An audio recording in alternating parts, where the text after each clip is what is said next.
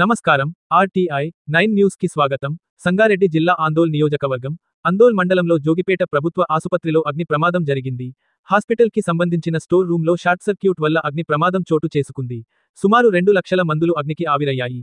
హాస్పిటల్లో ఉన్న రోగులు బయటపడ్డారు. వెంటనే ఈ విషయం తెలుసుకున్న ఆర్డీఓ పాండు, ఎస్ఐ పాండు వెంటనే ఫైర్ సిబ్బందికి ఇన్ఫర్మేషన్ ఇచ్చి చెలరేగుతున్న మంటల్ని ఆర్పివేయడం జరిగింది. ఆర్టీఐ 9 న్యూస్ రిపోర్టర్, సంగారెడ్డి జిల్లా స్టాపర్ మన్నే మల్లేశం.